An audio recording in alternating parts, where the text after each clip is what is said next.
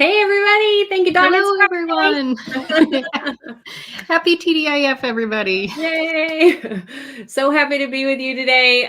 We have a really super fun canine craft for the Christmas holiday coming up, which is, it's crazy to think about, but now's a nice time, kind of before the lull of the Thanksgiving and all the family and everybody, gathering and all the last minute rush for the holidays to kind of make something fun. And I have to say, you have to stay tuned because it's kind of magical what happens when you take watercolor paper, a little bit of paint, and a little bit of glue. Like, the world is your oyster. You can make a little bit of magic come true. And I'm super excited to share this technique with everybody. So please stay tuned. It's going to be a lot of fun. Yeah, if you love to do crafts, canine inspired crafts in particular, because we are all about our dogs around here, then you're in the right spot. Hi, I'm Patty, and this is Hillary. Hello, everybody. And we're the co-founders of Hound Hugger DIY. As I mentioned, we really, truly love our pups. We love doing things for our pups, like making homemade dog treat recipes. We like making homemade dog toys. We like doing all kinds of home decor with themes around puppy dogs, like puppy everything. Like, it's not pumpkin everything, it's puppy everything, right? So anyway, if you know any dog lovers, dog moms, dads, anybody crafty that would be interested, please sprinkle the puppy love. That would help us out a ton. As I said, today's craft, I'm super excited to share this with you. It's just a really, really fun, super easy technique. We pretty much had all the supplies already. Like, Yep. if This one was definitely a shop your stash type of craft for us. So, yeah. And probably will be for you too. If you're crafty at all, Yeah. you'll probably have most of the stuff that you need on hand. Yeah, exactly. It's fun because there's a little bit of magic that happens, and I'm excited to share that the technique with you. So what we're going to be making today are, should I show everybody what the final? Yeah. I'll show everybody what the little final result is. These little mini paper wreath ornaments. They're so cute, and they have this really fun, like, little fringe around them and stuff. They're so adorable. They go together so quickly and so easily. Like, your kiddos can make them with you. You can this would be something fun you could do with the family, right? A little family, get all the kids, all the adults, like, make their own and put their own personality to them. So the first thing you're going to need is some watercolor paper, and I just have a little bitty book. So Hillary, you've got a nice big sheet. You only need one sheet for this, right? Because our ornaments are fairly small. I just grabbed this. I ran out of watercolor paper, so I just grabbed this little notebook of watercolor paper. And so I'll be using 2 sheets of that. And then you're going to just paint one side of, for me, it was 2 sheets, or for Hillary, 1 sheet of paper. And then she cut hers in half, because we need a front and a back for our ornament, is basically what we're doing. So you just need to paint, and I just used this really pretty color, Deco Art Jewel Green color. Really pretty color. I like that. So mine are a little muted because that's what I had on hand. So I have the marsh green here. From Apple Barrel, it looks like. Yep. Okay, perfect. And then the next step you're going to want to do is flip these over, and I'm kind of persnickety. I like to have, like, the brush strokes going in the same direction for both. So I make sure, like, I've got my brush strokes going in both directions here. You're going to flip it over, flip one of them over anyway. And then you're just going to take some Elmer's glue, which everybody pretty much has in their stash. And I'm getting low to mine. I'm getting a little low. And so this is one of the tips. You want to make sure you have a nice, healthy amount of glue. You don't want too much. You don't want it slipping and sliding around, but you don't want it dry either. You really want a nice amount of glue to adhere the 2 pieces of watercolor paper together, because this is where the magic happens, is when the 3 get together: the paint, the watercolor, and watercolor paper and the glue. And then you're going to use your finger and just kind of smear it around. You don't have to worry so much about the very edges, because you're going to be cutting your ornament pretty much through the center.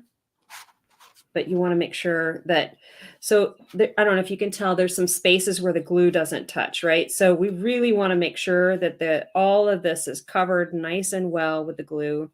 If you need to add a little bit more, looks like maybe down here, add just a little bit. I'm getting low on my glue. You can always add a little bit more if you need to. And I think on mine, so I was kind of testing out some of these. I've used clear glue, and then I've also used the white glue, the white kind of classic Elmer's glue. I don't know for sure like what the difference is between those, but I think on my first one, I used a little bit too much of the Elmer's glue. So Okay. don't go overboard. Like you definitely Right. want a nice healthy coat, but you don't need it to be like It's not goopy. gonna be slippery, yeah, gooping out and stuff like that. And the cool part is this next step, like this kind of. Yeah. I forgot to bring a napkin to wipe the glue off my hand, so I've got some scrap felt I'm using. Crafter. I'm glad I've got a craft room here. I can just have all my little extras help me out. Okay. So we're going to press down, make sure it's nice and secure here. And then here's the trick. You're going to take a little Ziploc bag and you're going to put it in the Ziploc. And so this is where, because when I was doing this the first time, like my edges are pulling up, if you can see. So that's why I kept on adding more glue, because I was trying to get it to like stick together before with enough glue before I put it in the bag. The bag is magic. It all starts to stick together once you put it inside this bag. It is. It is. So I'm just pressing it flat. If some of the glue oozes out, that's fine. You don't want it to stick to the bag. So, make sure I don't have any glue sticking out, but, just make sure it still wiggles in the bag. You're not gluing the paper inside the bag. If you have to take it out and, wipe off some of the excess glue and put it back in, that's fine. But we want to get all the air out, or as much as you can. And then you're going to seal it. And then here's the magic. You're going to put it in the refrigerator for at least 2 hours. You can do it overnight. So like if you were throwing a party and you wanted to just get all kinds of fun colors, Christmas colors or birthday colors or, themed colors, like some people might have Christmas that's like pink and white or, whatever. You can prep all of this ahead of time. You can use larger sheets. Like I just have a little quart Ziploc bag, but you can use the gallon bags and put a larger sheet of paper in it, like whatever. And then you just stick it in the fridge, and it needs to be in there for at least 2 hours. You're not watching the clock necessarily. So, but what ends up happening is all of this glue soaks up into the backside of the watercolor paper, and it makes it super flexible, makes it really malleable.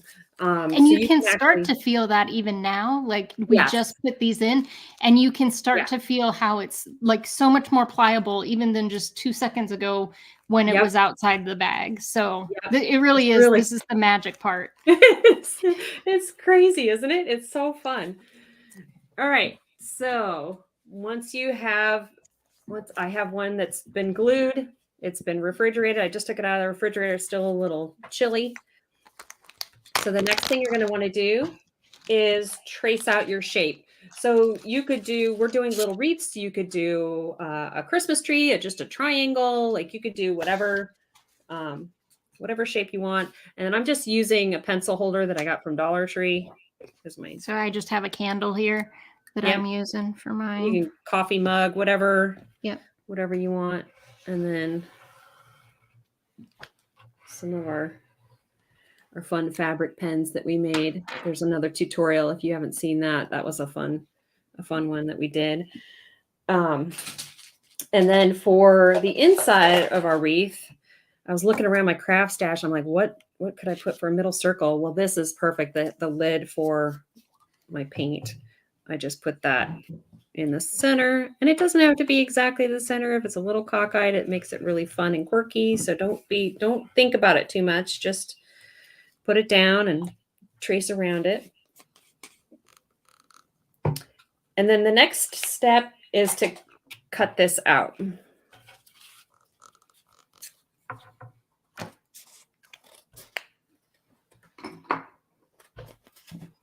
And I'm kind of just going on the inside of the line just so I don't have any of that ink from my pen showing. So it looks like I magically cut out a circle without tracing it. And if you had a circle cutter, you could use that here too. They need to be pretty hefty because this is 2 sheets of watercolor paper. That's pretty weighty watercolor paper. Yeah, It's pretty dense too. But if you can cut through cardboard, you could cut through this. So Yeah. Yeah. All right. And then I'm just going to pretend that I cut the center out. I'm going to skip that part for just a second. So you can stick your scissors in. You can use an X-Acto knife just to get it started. And then I just use my scissors to cut the inside of the circle out as well. And then once you have everything cut, now we're going to this is going to be the fun part. We're going to make some fringe around the edge. And to do that, you're just going to cut little bitty slits all along the side. And they're, oh gosh, less than 1/4 of an inch apart. Like this is not an exact science. Some are going to be skinnier, some are going to be thicker, and you kind of want to do that. Some are going to be longer, some are going to be shorter. That's going to add to the personality of it as well. So I hope you can see all the little slits that I'm making here. And you just do that all the way around, and you're going to do that all the way on the inside as well. And then the fun part, get some glue here.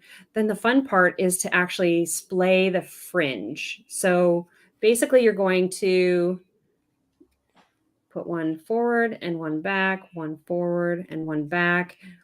And I like to kind of mix it up so that it's not so evenly up, down, all along. So sometimes I'll do 2 forward and then one I don't touch, and then this one goes back, and then this one goes forward, and then this one, you know what I'm saying? So there's a little bit of inconsistency. It makes it look a little more interesting, but you do this all the way around. And what's amazing about this is eventually all of this will dry. The glue will dry and it will firm up, and it becomes a nice stiff ornament for you. But you want to do all this while it's still wet or moist from the glue, from just taking it out of the fridge. You don't want to take it out of the fridge and let it sit for a while. yeah. And one of the things that I noticed, so on my first version where I used a little bit too much glue, I had to kind of give it some time to start to stiffen up to really get those edges Oh, to because kind you of had so splay the much way that glue you there? needed. Yeah. Yep. Yeah. Yep. And then this one where this is the version that I use the clear glue. Mhm. I would say the Elmer's works a little better. Like this will still work, but I would say Okay. the Elmer's works a little better than the clear version of the Okay. Elmer's. So if you have a Okay. choice, or if you have both at your house, just use the, standard white Yep. Elmer's school glue. Okay. Perfect. Perfect. Thank you for that. That's good to know. So here it is finished. And then but when I painted this one, I actually painted a little white on top just to make this a Oh, that's little cute. Yeah. frosty. So give it a little more. So again, you can do these any way you like, any colors you like, any style you like. These are bendable. Like when they're still, you could make this, wavy or whatever, like whatever shape you've got, you can really sculpt the paper to whatever you'd like. It would be cute to make a little Christmas stocking or something fun. Oh, that would be adorable. Yeah. Candy canes, like really you Yes. can do anything that you want Yeah. here. I love that. Yeah. So much fun. Okay. So now that you've got your tree fringe or your wreath fringe all finished, we're good to go. Now we get to add the fun embellishments, which would be cute. We have on Amazon, we found these little baby paw print discs. Oh my gosh. Like, how cute are those? They're so adorable. So I fun. love them. I And know. there's a nice amount in this package too, which is awesome because you will find different ways to use Yes. these. Yes, exactly. Exactly. All right. So you can use your Elmer's again. I'm going to grab some Fabri-Tac just because it sticks quicker. We love Yep. this glue. It works You could great. also use hot glue here too. Yep. Yep. So just putting. Now these become little ornaments on my wreath. They're so adorable.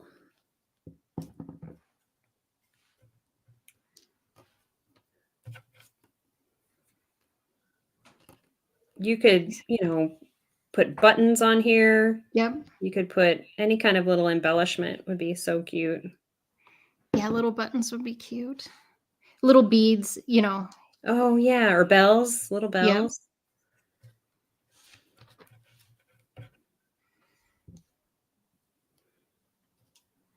All right. So fun. All right, so we've got our ornaments. Who else is making ornaments this year? Are we the only crazy people that are making ornaments? I just love new ornaments every year. I think it's so fun. It's a nice tradition. I try to have at least one new ornament every year, and if I can make it, that's even better. But yeah, try to have one a year. I probably end up having like 3 or 4 new ones every year, but it's Well, fun. and when you make them like with family and stuff like that, it's just so fun. I Yeah. also love the idea of these as gifts, or little added as an Oh, embellishment on a yeah, gift. gift tag. Yeah, yeah. Yeah, that's a great idea. You can hang them from your rear view mirror in the car. You could hang them from your I have a few ornaments in my kitchen that I hang from the cabinet knobs, just they're Oh, so that's cute. cute. Yep. They're maybe a little bit bigger, um, but they're just adorable, and it's fun to kind of decorate the kitchen cabinets with that.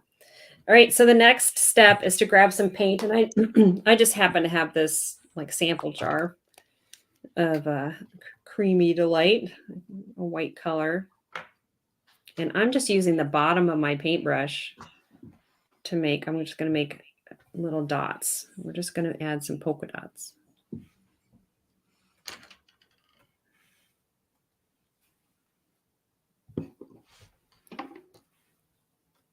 And you can do as many or as few as you want.